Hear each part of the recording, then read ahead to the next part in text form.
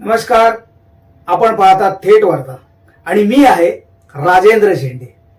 त्या काळात गणेशोत्सव सार्वजनिक झाला होता, पण सार्वजनिक असूनही सर्वांना या उत्सवात प्रवेश नव्हता.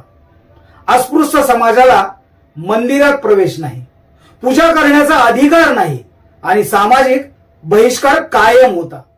हा अन्याय संपवण्यासाठी डॉक्टर बाबासाहेब आंबेडकरांनी आवाज उठवला आणि दादरमधील सार्वजनिक गणेश उत्सव मंडळाकडे ठाम मागणी केली.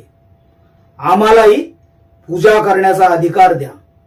25 सप्टेंबर 1928 हा दिवस ठरला संघर्षाचा. शांततेने पण ठामपणे कार्यकर्त्यांनी आपला हक्क मागितला. हा केवळ धार्मिक प्रश्न नव्हता, हा होता मानवी अधिकारांचा प्रश्न. या ऐतिहासिक लढ्यात अनेक महान व्यक्तींनी डॉक्टर बाबासाहेब आंबेडकर यांना मोलाची साथ दिली. यामध्ये समाज सुधारक आणि प्रबुद्ध नेते C.K. बोले, अंधश्रद्धा आणि विषमतेवर प्रहार करणारे प्रबोधनकार ठाकरे, बाबासाहेबांचे गुरु केळुस्कर गुरुजी, आंदोलनातील कार्यकर्ते भास्करराव कदरेकर यांनी मोलाची साथ दिली. ही नावे म्हणजे केवळ व्यक्ती नाहीत, तर समतेच्या विचारांची साखळी आहेत.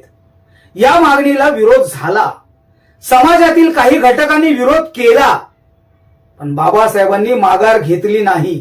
त्यांना माहित होतं हक्क मिळवण्यासाठी संघर्ष करावाच लागतो. या आंदोलनामुळे समाजात मोठी जागृती झाली, समतेचा विचार अधिक बळकट झाला. आज आपण जेव्हा सर्वांसाठी खुले असलेले हे उत्सव पाहतो, त्यामागे या संघर्षाची ताकद आहे. ही कथा आहे एका हक्काची, स्वाभिमानाची, आणि ही कथा आहे समतेसाठीच्या क्रांतीची.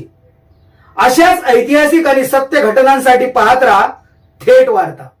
मी आहे राजेंद्र झेंडे.